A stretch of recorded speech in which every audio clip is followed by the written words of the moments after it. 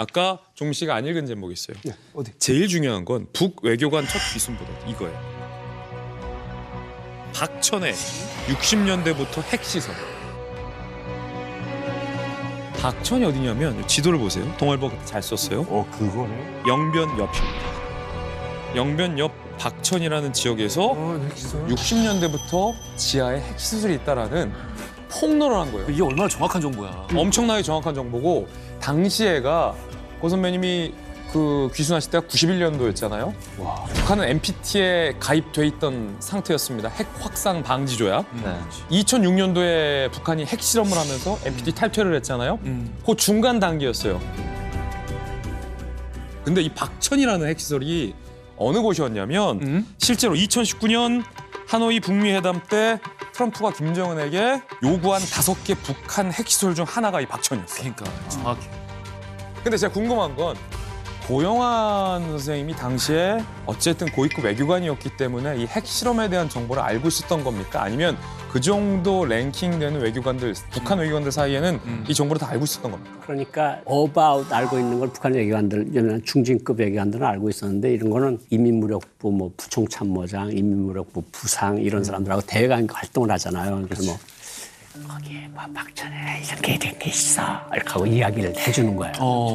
박천에 있고 영변에도 그 비슷한 걸 만들고 있어 이런 이야기들을 하니까 그러니까 이거는 사람들이 외국에 나오면 입이 해퍼져요. 그러니까 고위급 간부들이 외국에 나오잖아.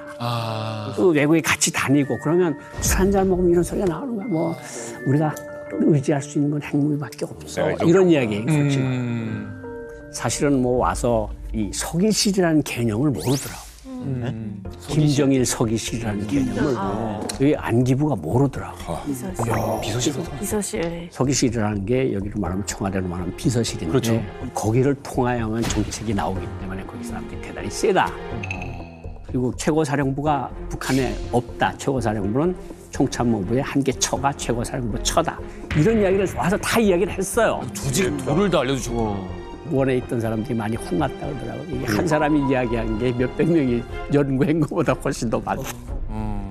그때 근데 그 기자회견을 보니까 그 시점으로부터 5년 내에 이제 붕괴될 것이다. 근데 사실은 그때 사회주의권들이 다 줄줄이 넘어가고 있는 상황이잖아요. 그래서 그때 이제 아마 그것 때문에 그렇게 말씀하셨던 것 같아요. 근데 황장엽 선생님도 똑같은 말씀을 하셨어요. 97년도 오셨잖아요. 고난행군 막바지에.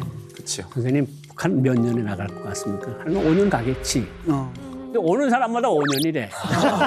5년이 3번, 6번 지났는데도 아직도 있어요. 그게 참 불가사의예요. 근데 그게 오히려 역설적으로 그만큼 북한이 매번 5년씩 연장되는 것처럼 위태위태한 그런 나라라는 걸 그렇지. 반증이기도 하지 않을까요? 내부적 여기선 모르는데 90년도 그때 내부적으로 지도부가 흔들렸고 그때. 그러니까 일반 주민들은 잘 몰라. 동구권 무너지는 걸 몰랐거든요. 일반 주민들은. 근데 우리는 계속 보고가 들어오잖아요. 그랬고 일반 주민들이 많이 한 건 고난행군 때. 아 이러다 나라가 망하는 거 아니냐.